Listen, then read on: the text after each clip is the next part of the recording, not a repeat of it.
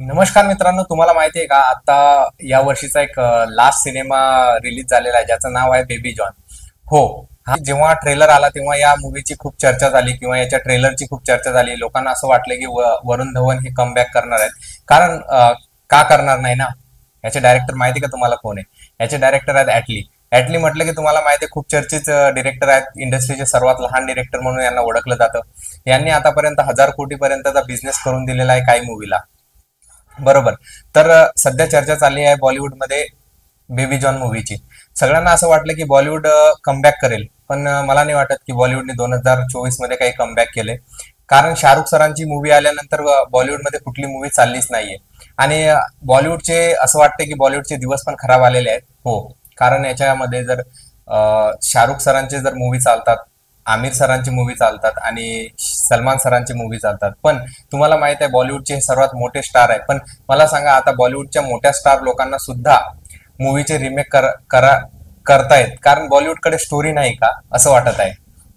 कारण सर्वच तेलुगू मूवीजला बॉलिवूड हे आता रिमेक मध्ये म्हणजे रिमेक करत आहे. बरोबर. जेव्हा तुम्हाला सांगतो, इंडस्ट्रीमध्ये जेव्हा ऍटली सरांचा मूवी येतो तेव्हा तो खूप चालतो असं म्हटलं जातं. पण यावेळेस असं नाहीये. बेबी जॉन या मूवी बनवला छान आहे, पण हा पूर्णपणे रिमेक मध्येच बनवला. सर्वांना वाटलं काहीतरी ऍटली याच्यामध्ये नवीन टाकणार आहेत, पण ऍटली सर तुम्ही नाराज केलंय. पण ठीक आहे. मूवीमध्ये ऍक्शन खूप भरलेला आहे, पण तुम्ही जर सर्व लोक तुम्ही बघायला जाणार असणार आहेत, जे की वरुण धवनचा जो त्याच्यामध्ये जो खतरनाक वाला लुक दाखवलेला आहे, तो लुक बघण्यासाठी सर्व आतुर आहेत. पण तुम्ही नाराज होणार, कारण मूवीमध्ये तो लुक फक्त जास्तीत जास्त तुम्हाला 10 ते 15 मिनिटं बघायला भेटणार आहे, ज्या लुकची एवढी चर्चा झाली. त्यासोबत आता तुम्ही पोस्टरवर बघितलं असेल, तुम्हाला याच्यामध्ये दोन वरुण धवन दिसतात आहे, एक पोलीसच्या रोलमध्ये आणि एक गुंड्याच्या रोलमध्ये असं वाटत आहे. बरोबर. तर त्याच्यातला जो पोलीस आहे तो सगळ्यांचा गुंड लोकांसाठी तो डॉनच आहे, आणि जो जो लुक तुम्हाला दुसरा दिसतोय तो जिसके लिए भगवान नहीं है उसके लिए वो है, असं असे त्याच्यामध्ये तुम्हाला दोन मल्टिपल लुक दिसतात आहेत.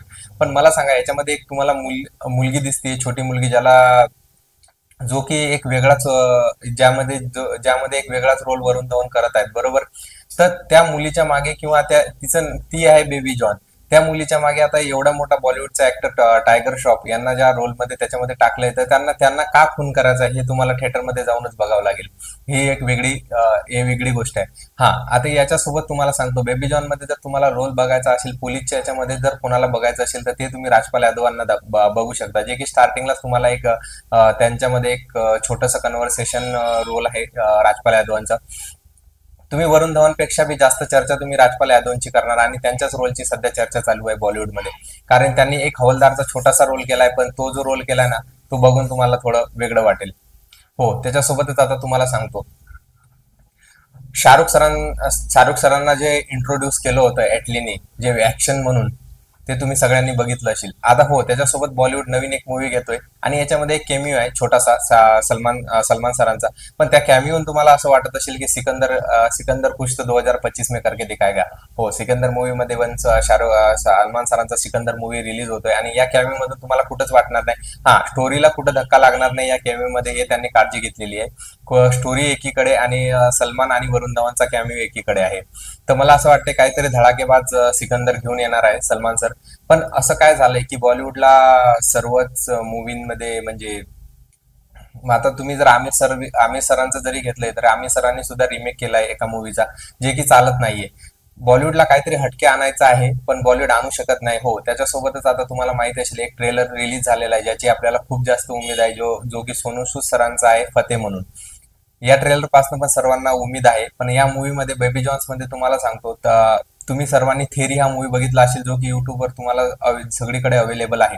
हो. या मूवीमध्ये जे जे तुम्हाला त्या मूवीमध्ये जसं दिसतंय, सेम स्टोरी त्यांनी बेबी जॉन मध्ये छापली आहे. सर्वांना अपेक्षा होती काहीतरी वेगळं असेल, पण थेरी 2016 मध्ये रिलीज झाला होता, आणि त्या मूवीचा जो लेवल होता त्या टाइमला ऍटली सरांनी त्या मूवीचा बिझनेस 150 कोटी रुपये करून दिला होता.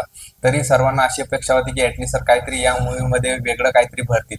पण नाही, या मूवीमध्ये त्यांना ते जमलं नाही. पण आपण त्यांना दोष पण देऊ शकत नाही, कारण हा मूवीचा जो डिरेक्शन केलंय ते वेगळे डिरेक्टर होते, आणि जे एटली सरांनी केले तो फक्त 20 मिनिटं आहे. ते 20 मिनिटं तुम्ही या मूवीमध्ये बघू शकता.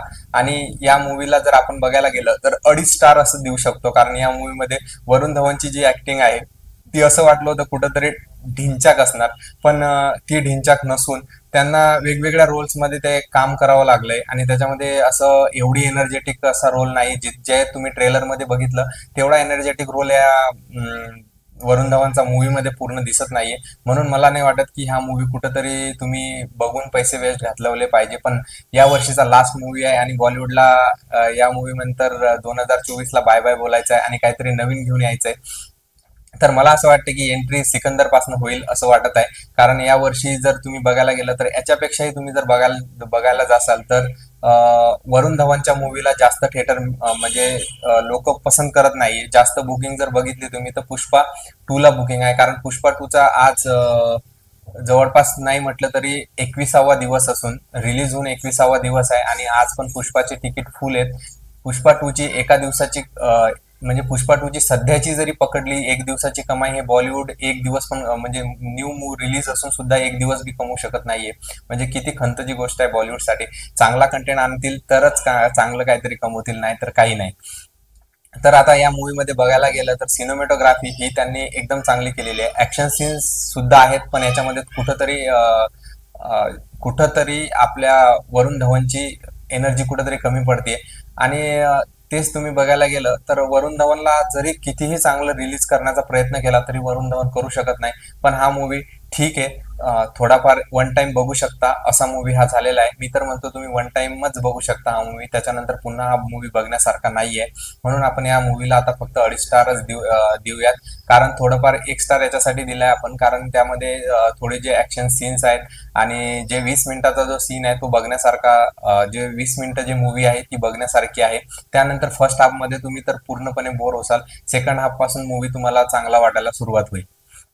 1 स्टार याचा कट होतोय की ज्या पद्धतीनं तुम्ही वरुण धवनचा जो रोल तुम्ही ट्रेलर मध्ये रिलीज केलाय तो दाखवलाय, त्याच्यामुळे हा 1 स्टार त्यांना तिथं दिला जातो. आणि जो अर्धा स्टार आहे तो ओव्हरऑल इटरी सरांसाठीच आपण देऊयात. आणि बाकी आपण जे कट केले तर अर्धा स्टार जो कट केलेला आहे तो या मूवीमध्ये जे तुम्ही मतलब स्टार्टिंगला जे स्टार्ट केलं आहे ते बोरिंग आहे. त्याच्यानंतर जो 1 स्टार आपण कट केला आहे तो याच्यासाठी की या मूवीमध्ये जो रोल दाखवायला हवा होता जास्त वेळपर्यंत तो नाही यांनी दाखवलेला आहे. आणि 1 स्टार आपण जर ओव्हरऑल बघितलं तर मूवी हा वन टाइम असल्यामुळे लोकांना बोर होईल, पैसे वेस्ट जातील. त्याच्यामुळे आपण हा 1 स्टार याच्यामध्ये कट केलेला आहे. सो नवीन मूवीचा ट्रेलर आलेला आहे फते, याचं लवकरच मी तुम्हाला आपल्या चॅनलवरती लवकरच याचा पण रिव्ह्यू आपण करूया. तोपर्यंत धन्यवाद. चलचित्राला लाईक, शेअर आणि सबस्क्राईब करायला विसरू नका.